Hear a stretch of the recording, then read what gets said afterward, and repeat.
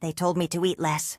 The words landed like the clatter of an empty plate, sharp, small, and impossible to ignore. I could still hear the echo of them the same night a lawyer called to say the court had awarded me $4.2 million from my Uncle Theodore's estate. 2 sentences. One that bruised me, another that stunned me into silence. Between them, my life changed.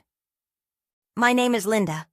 I'm 67, a widow, and I've lived most of my adult life in the same modest house on the east side of Ohio, where Frank and I raised our children. Frank's been gone 12 years. He liked his coffee strong and his jokes softer than mine. I kept busy after he passed. Church luncheons, PTA bake sales when the grandchildren were little, neighborhood potlucks. I mended seams, paid bills, and learned how to stretch a dollar until it grew limp. On a Thursday, in late autumn, I opened the refrigerator and remembered why I'd been avoiding it all morning.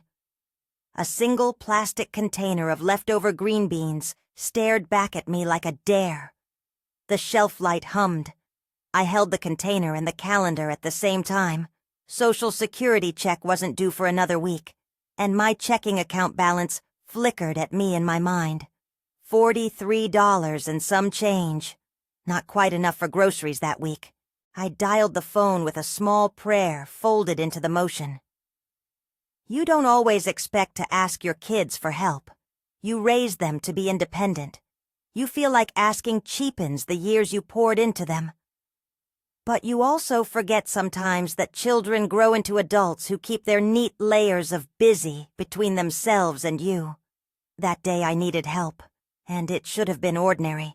Michael answered first. He always sounds like he's doing me a favor picking up his phone. Like I interrupted something important. "Mom, I'm in a meeting," he said, the kind of sentence that's become shorthand for, "I don't have time." "I just need a little help," I said. $40, maybe 50. Groceries. A beat. Then, as if the meeting made him cruel by convenience, he said, "You should budget better. Try eating less." "Eat less?" I said, because sometimes you repeat the words people throw like names to make sure they're yours to hear. "Yeah, portion control. It helps." The line went flat with the kind of finality that makes guilt catch in the throat. He had a nice house in a quiet cul-de-sac, a new truck in the driveway that always looked shiny enough to blind a passerby, and a wife who shared him in the kind of way that made you assume they would both be fine. I didn't tell him about the red envelope of unpaid light bills I kept under the sugar jar. Jennifer called next. Jennifer's laugh used to be the color of trouble in a good dress. That day it sounded distracted, as if her voice wanted to keep moving past me. "Mom, why are you always dramatic?" she said. "I'm literally about to book a cruise. You don't want to be a burden. Figure it out." She hangs a lot of bright things in her life. Salon afternoons, weekend getaways, and a condo that smells like lemon oil. When she said, "figure it out," it sounded like a parenthetical note, something to be filed and forgotten. David, last of the 3, let duty thin into accusation. "You've been spending extra," he said. "Maybe it's time to downsize. You can't keep everything. You need to think about retirement living." I remembered changing their diapers with talk radio on the timer, teaching them to ride bikes, nursing scraped knees, and school projects and broken hearts. I remembered nights I went without new shoes so they could have sports shoes, and the way Frank would say, "It's our job to give them the best we can," as if cost existed only to be absorbed by parents.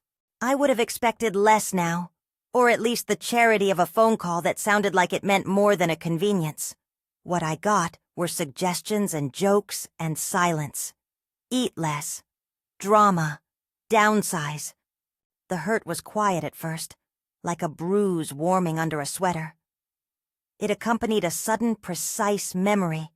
Frank's hands on the wheel, his voice saying, "We do what we can, Linz," and me nodding, thinking there would be time later.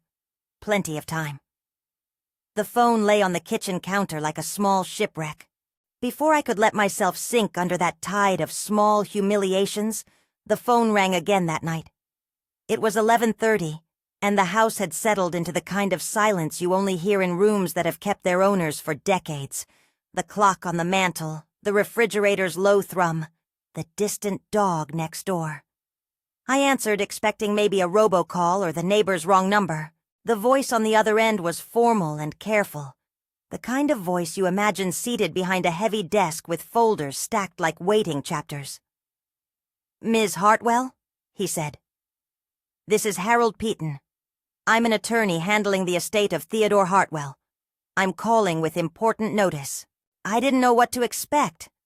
Theodore Hartwell was my uncle by marriage, Frank's aunt's brother. He'd always been the kind of distant relative you saw at funerals or town picnics, a man of few words and a watched-back pocket wallet. He liked crossword puzzles and the paper. He never married, and his house was the sort of place where things accumulated like memories, old photographs, a brass lamp with a dent, books with margin notes. Harold spoke plainly, and the words he offered felt unreal. "The court has determined distributions for Mr. Hartwell's estate," he said. "You are named as a beneficiary. The court has awarded you $4.2 million. For a moment, the only loud sound in my world was my own breath. I remember holding the phone a little too tight, as if that could anchor me to what I was hearing. 4.2 million. The number was a shape at first, like an outline of a new room I had never seen. Then my mind, faithful to the practical habits of a lifetime, began the arithmetic of disbelief. Taxes? Fees? Probate? Harold told me he would send documents by mail, and that his office would assist with the necessary steps. He used official words. He didn't read me the will line by line, and he didn't offer courtroom drama. Just the blunt fact. The court had awarded me the estate. I said the only thing I could think to say, "Are you sure?" He was sure. I sat down on the kitchen chair, the one with the small dent where Frank had knelt to tie a shoelace once. It felt like the world tilted and then anchored. I looked at the calendar, at the empty green bean container, at the sugar jar, and, beneath the lid, the small red envelope where I kept unpaid bills for months until I had the courage to face them. There are moments in a life when two realities sit next to each other like mismatched chairs.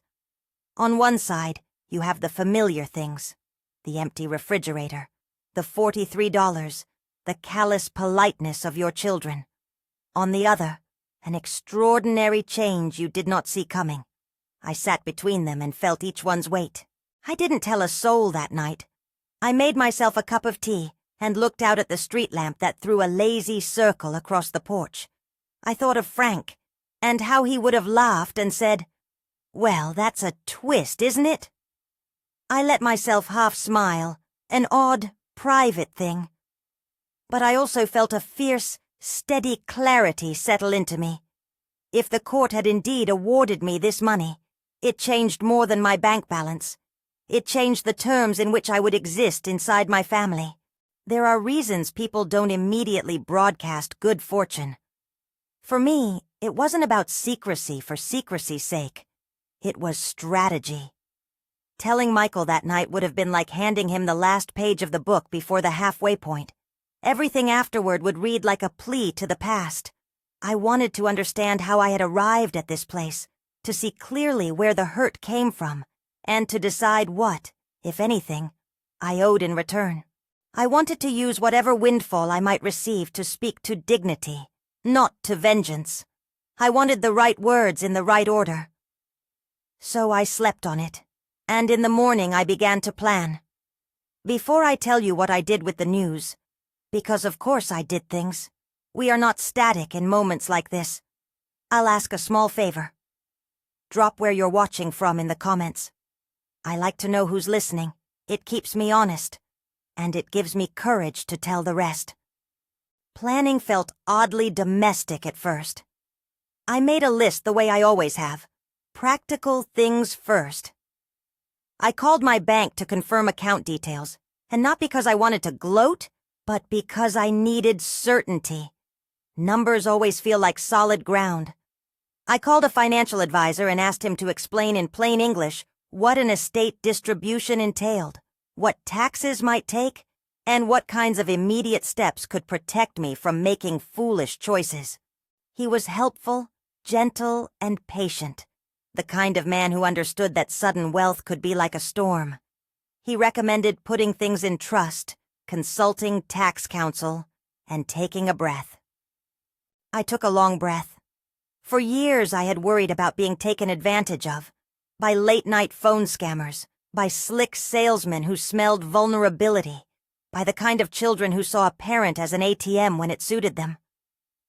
I decided in that quiet, practical way that comes from a lifetime of managing households that I would secure myself first. It's not selfish, it's survival. And from that place of secured survival, I could choose generosity.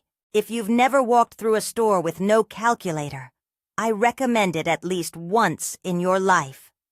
I went grocery shopping the afternoon after Harold's call, and for the first time in a very long while, I didn't count. I filled the cart like an act of protest. Ripe tomatoes, a full roast, fresh bread, butter the color of sunshine, lemons, 12 eggs. I bought flowers because my kitchen deserved them. The clerk smiled like I'd just taught him a trick. The smell of the pot roast when I cooked it, that warm, authentic thing, felt indulgent and holy at once. I sat at my small kitchen table and ate until I was full, and it felt like an apology to the part of me that had often gone hungry. I made other purchases that were quieter. A haircut that didn't make me look 30, but made me feel like someone who cared to show up. A new set of sheets, a pair of shoes that were comfortable and bright. Small certainties. I visited a condominium complex near town that offered community meals and a friendly concierge. I walked through the model unit and imagined nights when I wouldn't have to shovel snow or fix a leaking gutter.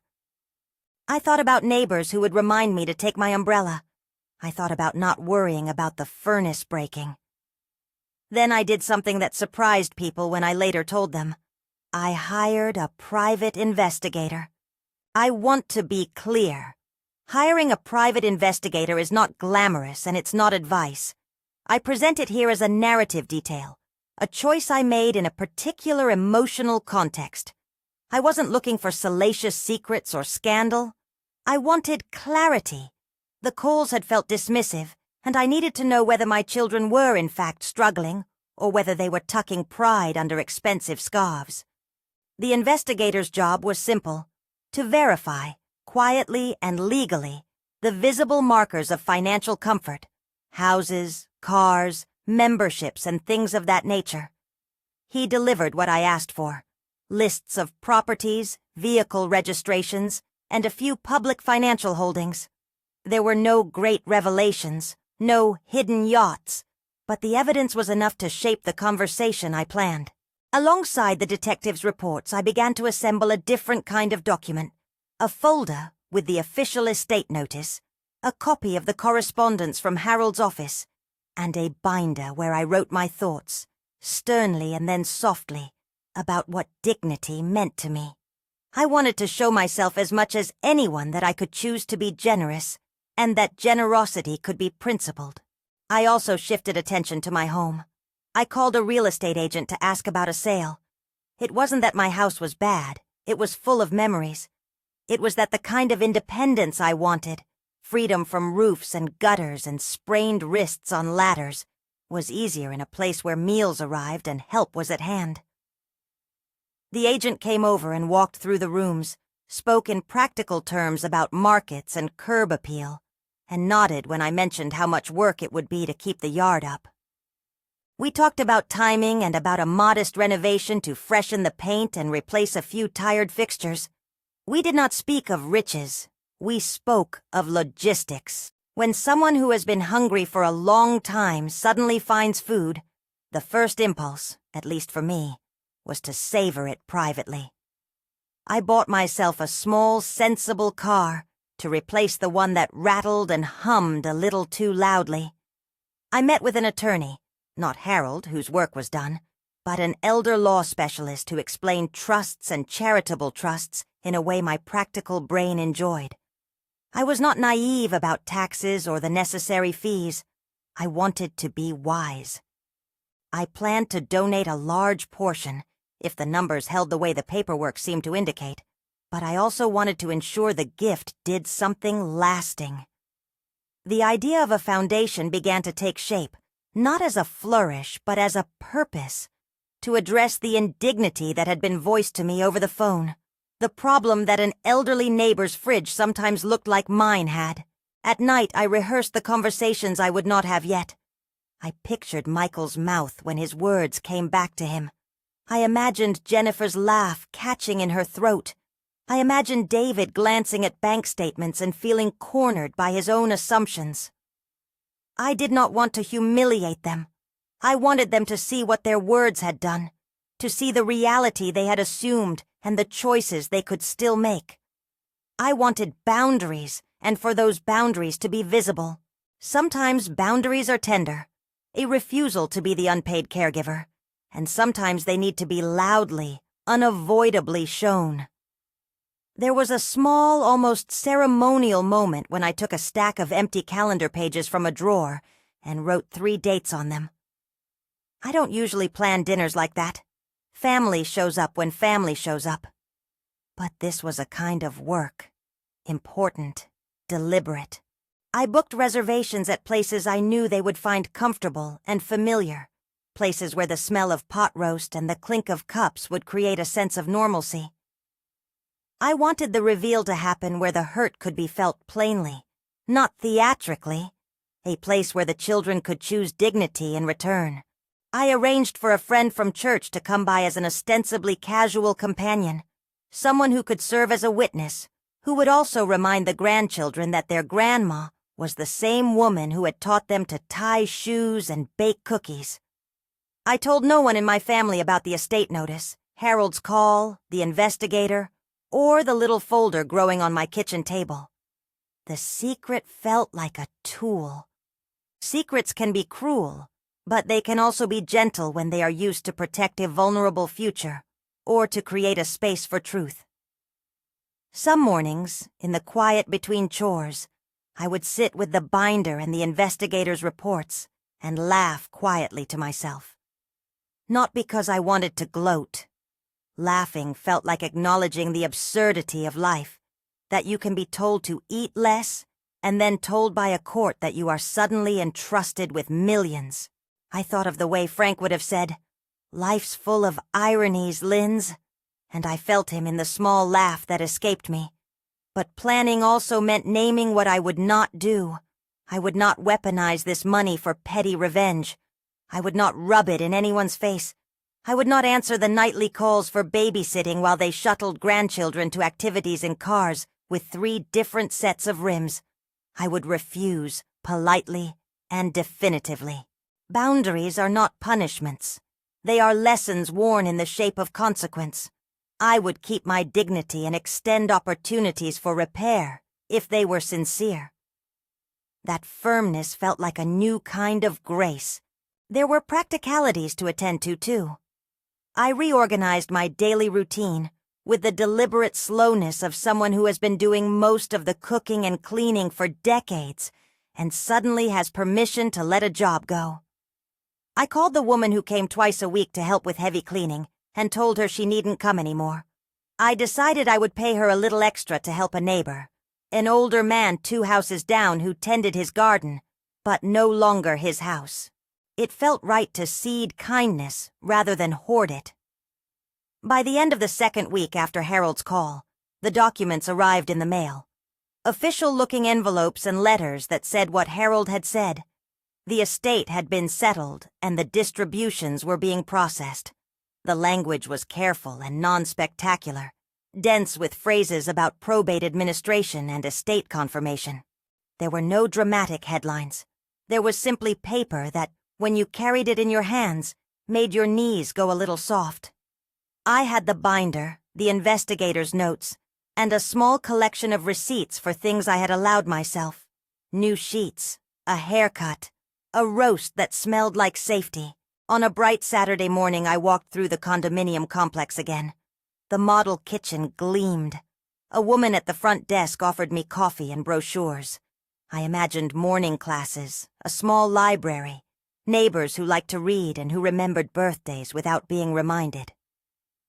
I imagined not climbing the stairs to my attic alone. I pictured holiday visits from grandchildren that would be the right kind of tidy. Love without obligation. The idea of moving felt like stepping into a life that had room for rest. And still I held on to the plan of the dinners. I had 3 in mind. One for Michael and his family, one for Jennifer and Brad, and one for David and Lisa. Each would be a conversation. Each would have a different tone. I wrote notes in the binder, gentle prompts about things to say and things not to say. I would not conjure up evidence like a prosecutor. I would simply present what was necessary for the moment. A legal notice, a printed summary of what their lives looked like in plain sight, and then a statement of my boundaries. It took courage to be kind and honest at the same time, but that was the point. That afternoon, I sat at my little kitchen table with the investigator's report spread like quiet maps. I made a cup of tea and let the steam fog my glasses. I folded the papers the way I had folded school worksheets, the way I had folded so many things in my life, carefully and with intention.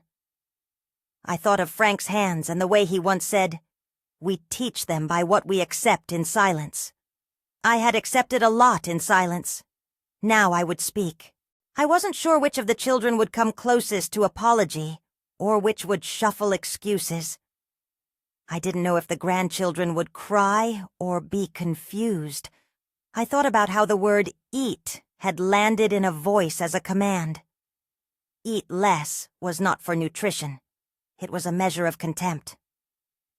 I wanted to convert that contempt into a lesson about dignity, about the quiet work families owe one another.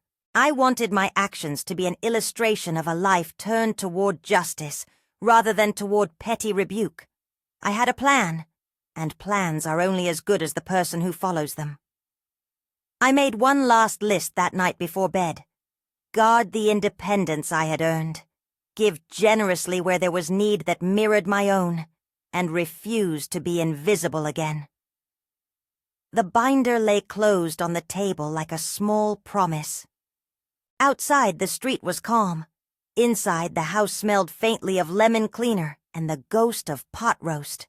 I turned off the lamp, put my hand on the back of the chair where Frank had once leaned too far, and let myself rest for a moment in the quiet before. The next days would be for small rehearsals, a practiced tone, a measured hand, plates warmed just so. I had bought new linens and a tidy set of china inherited from a distant cousin.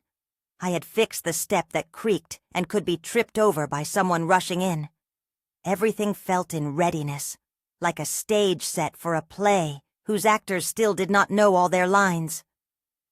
When morning came, the city unfurled as it always had, with buses and dogs and someone making breakfast down the block. I poured a cup of coffee and took the binder from the table. Inside was a mix of things. The official notice from Harold's office, the investigator's plain reports, the financial advisor's folded diagrams, and my own messy handwriting about boundaries and charity. I had not yet told them anything. I had not yet decided whether I would answer their first frantic calls with mercy or with silence. What I knew, with an inner steadiness that surprised me, was this. I would no longer be the background noise of their lives, available on demand and assumed upon. On the calendar I circled the first date, then 3 times with a steady hand. The rest would follow. I folded the binder closed, feeling the weight of it like a small, steady heart. I had money, or I would once the estate dispersed, and with it came choice. The first choice was to keep my dignity. The second was to convert hurt into something larger than myself. The third was to remain merciful, even when mercy would be inconvenient. I stood by the sink and looked out at my little square of lawn. The morning had a clarity to it, a cold that sharpened edges and made the air honest. The plan was set. The dinners were booked. The condo agent would call with a possible move-in date, and the attorney would confirm timing for the estate checks. I wrapped the binder in a clean tea towel, as if tucking something important into bed, and carried it to the shelf above the stove, where I kept my favorite dishes. There's a particular kind of quiet before a family table is set. The hush when everyone still sits in their corners of the world, unaware that their small decisions are about to be gathered together and set on display. The truth has a way of waiting for the right moment, and sometimes you have to arrange that moment yourself. I brewed more coffee, smoothed the tablecloth I had bought on impulse in the first week, and placed the folded napkins in a neat stack. The china had a soft blue rim. It looked ordinary and honest, like the table I'd always wanted to keep. I thought about the faces that would look back at me. Some surprised, some ashamed, some defensive. I thought about grandchildren who would dive for dessert regardless of adult conversations, and about the possibility that at least one of them would ask me in a whisper if I was angry. I wasn't angry in the petty way people imagine anger to be. My anger was the shape of a long weariness that did not wish to be repeated to the next generation. It was a resolve that I would not feed a culture where elders are dismissed as convenient. I wanted them to remember that parenting is a debt that cannot be repaid with a check or a kind word. It is repaid only by sustained dignity and presence. There were still things I did not know. The estate funds had been confirmed in paper, but exact dates, timing, and the final net sums sat behind a slow legal process that Harold's office navigated. I would not pretend to understand all the steps. I only needed enough certainty to act, and so I acted, carefully, kindly, and with intention. When the sun slid down behind the maples that afternoon, and the house filled with that gold-tinted light that makes everything look kinder, I took the binder off the shelf and laid it on the table. The 3 dates were still circled. I set the pot roast to warm in the oven and took the newest napkin and began to iron it lightly. The smell of browning meat rose and filled the kitchen the way small comforts do, soft and unapologetic. I knew my life would look different after those dinners, and I also knew that change was not a single moment but a series of choices that follow like footsteps. I shut the oven and turned the light off above the sink. The house hummed. I stood there a long moment, hand resting on the binder, and felt what I had never allowed myself to feel for a long time, a calm edged with purpose. Outside, a car door slammed, and a child's laugh trailed down the street. I folded the napkin again and placed it in the binder, along with a small slip of paper where I had written, in capital letters, 3 words that I wanted to be my guide: dignity, mercy, justice. I closed the binder, tucked it back on the shelf, and left the kitchen light on. The next steps were the ones I would take into the company of my family, with the court's words still warm in my pocket and the smell of pot roast carrying me forward. I could see the table where they would sit, the plates arranged, the napkins folded, and I could see, as clearly as anything, the choices before us all. The table smelled of pot roast and thyme when Michael arrived. He brought Sarah and the children, Emma with a bow in her hair, Jake with a sticky hand from the drive-thru on the way in. For a moment, watching them pile into the chairs, the old tenderness came back in a wash, the way we had cheered at school plays, the way I braided hair and patched knees. I set a bowl of mashed potatoes between us and poured gravy like the small mercy it is. Conversation began light. Work, weather, Emma's school play. Michael's laugh had a clipped edge to it, the same edge that had sounded over the phone the week before. Sarah passed a plate and said, "This is wonderful, Linda." She was polite in that even, practiced way that says, I know how to behave when I'm inside someone else's kitchen. I let the first course pass. I asked the kinds of gentle questions mothers ask. How's the new house going? Is the lawn service working out? Michael answered, and then, as if an engine had been turned, the old tones slipped in. Practical, brisk. We're fine, Mom. Busy. You know how it is. When the meat was done and the plates had been cleared, I brought out a small stack of papers I had folded into a neat packet. The children, used to my careful fussing over details, barely noticed the ceremonial way I set them down. I'm not doing this to shame anyone, I said. I want to show you something important. I handed Michael the estate notice, Harold's letter with its plain language that said what it said, that the estate's distribution had been confirmed, and that I was a beneficiary. I watched his hand tremble a little as he took it. Then I slid across the investigator's summary. The pages were ordinary. Registrations, addresses, a few photographs, with no scandal, only clarity. Not flashy treasures, just the visible facts of life. A house with a sunroom, a truck with a dealer tag, a membership to a private fitness center. Michael read. His face changed in small degrees. First curiosity, then confusion, then a color that lived behind the eyes and moved forward like a tide. Linda, this can't be, he began, and the words that followed were the ones I had rehearsed for. Apologies quickly stitched together, excuses offered like Band-Aids. I didn't mean it like that, he said. I was stressed.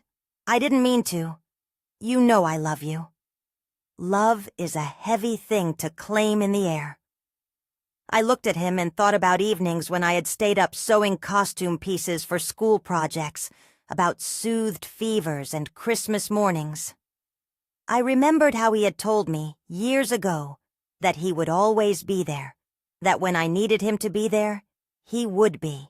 What is love, if not also being present when the ledger is small, when the light is low? I know you love me, I said. But the words that were used, eat less, they matter. Silence fell like a folded napkin. Emma, who had been doodling with a crayon, asked in a small voice, Grandma, are you okay? I reached across the table and took her hand. I'm fine, sweetheart, I said. And the truth of that was complicated. I was fine in the way that comes from knowing your own worth, but I was also not the same woman who would have laughed off a careless phrase. Michael's apology was earnest, and for a moment I almost softened. He reached across to take my hand, but I drew it back gently. I appreciate your apology, I told him, but I also need you to understand that I can't be the unpaid help anymore. Babysitting, last-minute holiday hosting, those things are over unless we make other arrangements that respect my time and health. His face moved through several registers. Surprise, anger, panic. Are you serious? You expect me to pay for a sitter now? Mom, we're your kids. You were raised to be independent, I said. You were shown what it looks like when someone gives everything and expects nothing in return. I'm choosing something different now. I will help when I can, but I will not be assumed. I will not be invisible. Words like that land on people differently than words on paper. Michael's mouth opened and closed. His voice became small. Sarah reached out instinctively, fingers on his arm, like a tether. I could see the calculation in his eyes. What he had assumed was steady, suddenly required effort.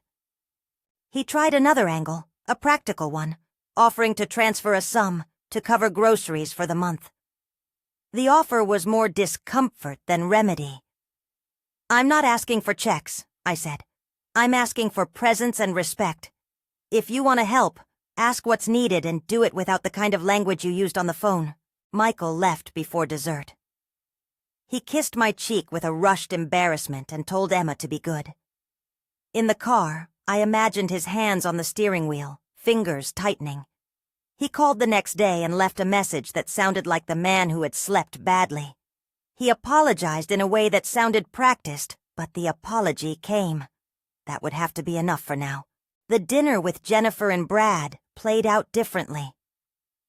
I had chosen a small place she liked, linen napkins and a menu that read comforting things in italics. Jennifer arrived wearing a dress she'd told me she'd bought for a gala that had been canceled. She hugged me like a person who keeps schedules in her arms.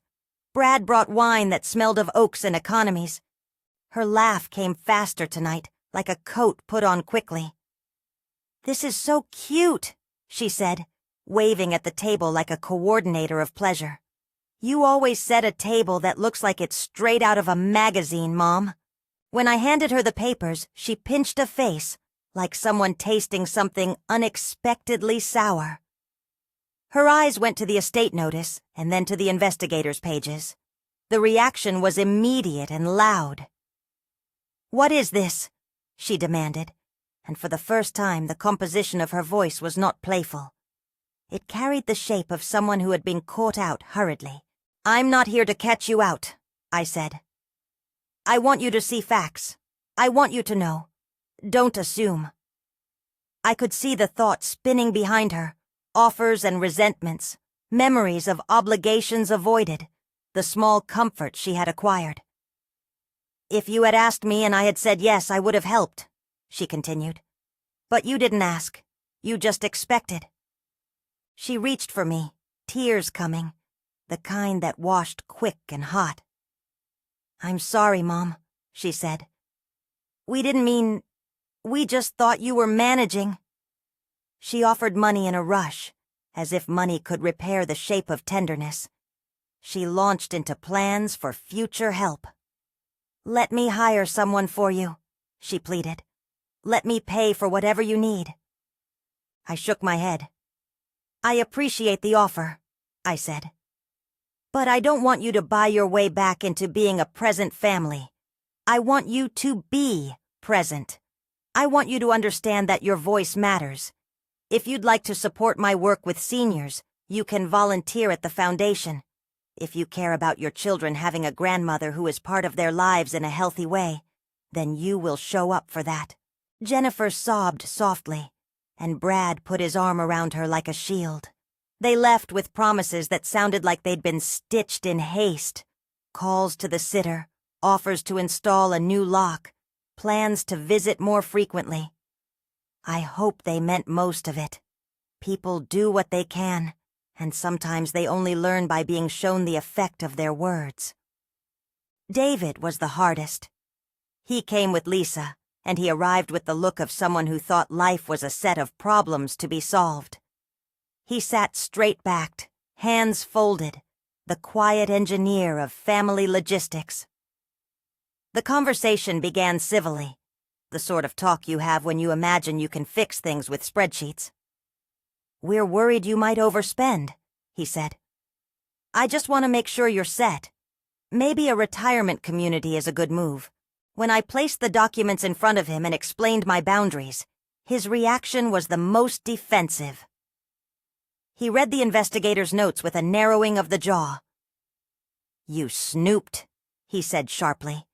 "You hired someone to follow us? That's not right." "It wasn't about following anyone," I replied. "It was about seeing clearly what we were dealing with. Words versus reality.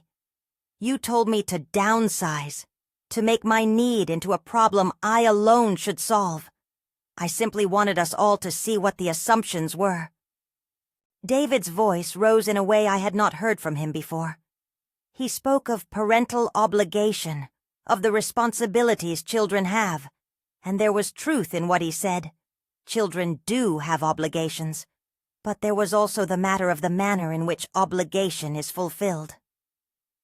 "Why did it have to be public?" he demanded. "Why put us in this position?" "It was not meant to be public," I said. "It was meant to be clear. I'm asking for respect.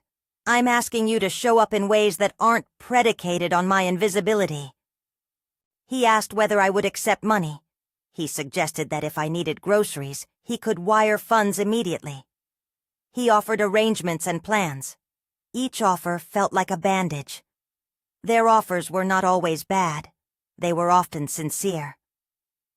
But I had to protect myself against the pattern of being the default caregiver assumed, rather than the person whose presence mattered. We had a moment, short, hot, sharp, where David accused me of changing. "You're different," he said. "This money has changed you." "I was always me," I replied. "You just didn't see parts of me because you were busy. Money didn't change me. It gave me an option I didn't have before. To refuse being taken for granted." Lisa was quiet through most of the conversation. At the end, she folded her hands and said in a small voice, "We love you, Linda. We didn't understand." The love was there, messy and human. But gestures of love need to be steady to mean anything. I told them I loved them too, but love does not excuse the language of contempt. There were tears at each meal, not always the clean kind that wash things away. Some were small, shameful wetness that comes when you realize you have been callous. Some were practical, questions about logistics and future help. I met each sorrow with the kind of calm that had been growing inside me since the court's letter had landed in my hands. Firm, kind, and self-protecting. The grandchildren were another matter. Emma and Jake loved me in ways that made breath catch. Definitive, uncomplicated, absolute. They wanted desserts and bedtime stories and the same laugh that had always been mine.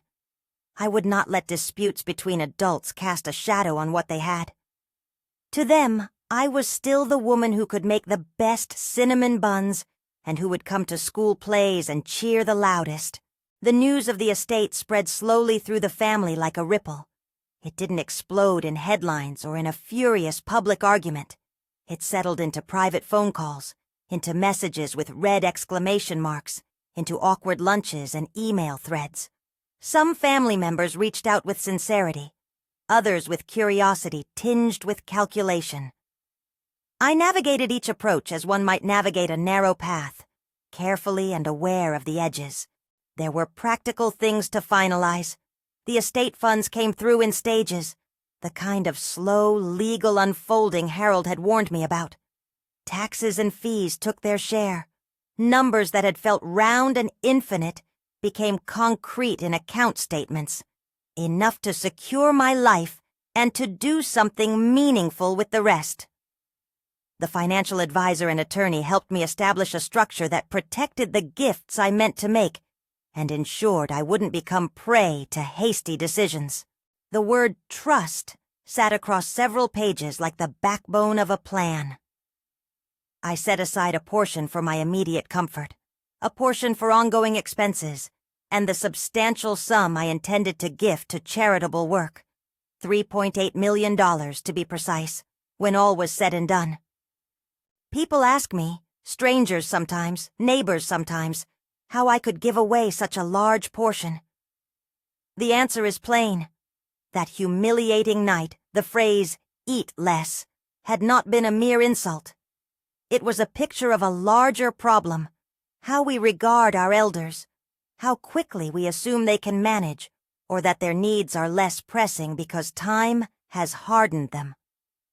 I wanted to do something that addressed not only my own dignity, but that of other people who sit at empty kitchen tables. So I formed the Eat Less Foundation. You don't have to build a grand charity to be effective. What matters is purpose and follow-through. We started local, grants to food pantries that served homebound seniors, partnerships with meal delivery programs to subsidize monthly groceries for those on fixed incomes, and a community outreach program that connected volunteers with seniors needing a hand with shopping and social visits. The foundation's name was blunt, provocative by design, but it was also a pledge that no one should be told to eat less because someone else found their situation an inconvenience. The paperwork for the foundation was quiet and meticulous and took more patience than you'd imagine. There were forms, bylaws, and meetings with people who knew how to take charity from dream to action. I chose a small board, people from church, a retired nurse, a social worker who had spent years with seniors, and one of my old friends who kept the neighborhood pantry stocked. We set criteria for grants, prioritized dignity and discretion, and agreed that help should not come with strings that demean. Creating the foundation felt like building a room with doors wide enough for neighbors to enter. The first grant went to a mobile meal program that served rural seniors in our county, the ones who lived far from grocery stores and whose winters made even a short drive dangerous. I attended the ribbon cutting not because I wanted my picture taken, but because I wanted to see the faces of people receiving warm food and a smile at their door.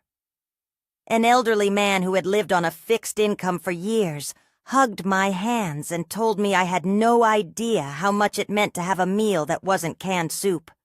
His words landed like a benediction. The majority of the estate, $3.8 million, went into endowments and operational funds for the foundation. That sum created a life for the organization that would outlast my own. The thing that matters if you want to correct a system: permanence. We established a small scholarship for young people training in geriatric care, funded community refrigerators in neighborhoods where seniors lived alone, and launched a program that matched families who needed respite with vetted assistance, the kind that acknowledges that caring is work and worth paying for. My life changed alongside the foundation's early days. I sold the house on a gentle schedule and moved into the condo community. The place was sensible and bright, with a dining room where people offered invitations without strings, and a sunroom where crocuses pushed up through late-thawing soil. For the first winter in a long time, I did not hear the stubborn clatter of a broken furnace. I slept through January without waking to switch on a space heater. Neighbors invited me to book club and to bingo nights. I joined a bridge group reluctantly, and then stayed for the coffee.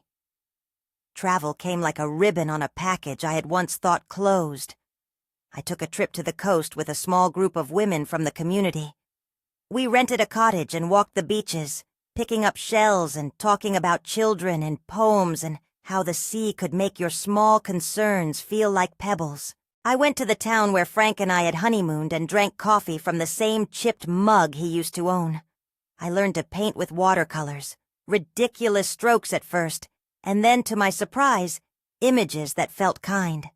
The grandchildren remained a bright, uncomplicated part of my life. I bought Emma a baking set and coached her through the right way to fold batter. Jake and I spent an afternoon building a birdhouse that ended up crooked and perfect, and he announced it the best crooked birdhouse ever, which is the kind of praise that steadies a person. They came to visit often, and their parents, Michael, Jennifer, David, did too, though with new manners that included calls before they came, offers to prepare dinners, and a respect for my time that felt earned rather than assumed. Not all wounds fully healed. There were times when Michael would slip back into old shorthand in a quick text, or when Jennifer would call only when she needed a favor. I used the boundaries I set earlier, the polite refusals, the suggestion of alternatives, the insistence that help be asked for rather than taken. Most of the time, those boundaries worked. People adjusted. They are resilient creatures, our children are. One spring morning, a year after Harold's letter, I attended the opening of a small community kitchen our foundation helped fund. They named the program for dignity in their brochure, and as I stood at the microphone, my hands folded around the paper, I felt the strange fullness of a circle closed. I spoke briefly, not about money, not about court letters, but about the simple fact that no one should sit at their table imagining they are a burden. I talked about the way a meal can be a policy, the way feeding someone can be the first step toward recognizing a life worth honoring. People in the crowd clapped, and an old woman at the front wiped her eyes. Afterwards, one of the volunteers came up to me and said, "You have given us dignity." I thought then of Frank's hands on the steering wheel, his small jokes, the years of plates and project nights and late-night stitches. I thought of the way a small kindness can inform a life. Sometimes neighbors ask whether I regret not using more of the estate for myself. I confess there are moments when the thought of a new winter coat tempts me, but they are rare. Mostly I feel the satisfaction of having taken a wound and turned it into a path for others. It is not that I became less joy-seeking. I simply wanted my joy to be arranged differently. I wanted it tethered to purpose. People often ask how they should treat the elders in their lives. I answer in a way that might seem obvious. Listen. Be present. Don't make a person's need into drama or dismiss it with offhand remarks. Respect someone whose life is not a problem to be solved, but a person to be loved. If you can help, do it without a lecture. If you cannot, be honest without being cruel. The world is kinder when people see one another as enduring humans, not as conveniences. There were, of course, critics, acquaintances who saw the story as a sort of moral spectacle. I am not here to be anyone's spectacle. I am here to live my days with the dignity Frank taught me and the clarity this experience has given me. I have been fortunate. I have been wise, sometimes by accident, sometimes by choice. I have used what came to me to build a small bridge for others. The court awarded me $4.2 million. That phrasing sits in the records and in my life like a legal fact combined with a moral question. The specifics of probate and timing are a matter between lawyers and forms. What matters to me is how that change in fortune was turned into something that speaks back to the insult that started it. Eat less. The Eat Less Foundation is my answer. It is not meant as revenge. It is meant as correction. If my story has a moral, it is not that money is the solution to family rifts. It isn't. Money can complicate things, and sometimes reveal wounds that were already there. My moral is about dignity and boundaries. It is about teaching, in the language adults understand, that words have consequences, and that love is shown in steady presence, not in offhand dismissal. It is about the power of choosing to do good on a structural level, rather than using wealth to humiliate. I have had a life that was ordinary and full of love and small sacrifices. I live now with the comfort of being cared for on my terms and the satisfaction of having used my resources to lift others. Sometimes when evening comes and the light in the dining room takes on that golden hush, I sit at my small table and think about the arc life draws, how ironies make room for justice, how a hurt word can lead to a work that feeds many. If this story moved you, please consider sharing it to help raise awareness about senior food insecurity. A link in the description will point to organizations doing important work. If you feel compelled to help, you'll find ways to get involved there. And if you know someone who could use a small kindness, a warm meal, a neighborly phone call, please be that person. Dignity is often a matter of being seen. Thank you for listening.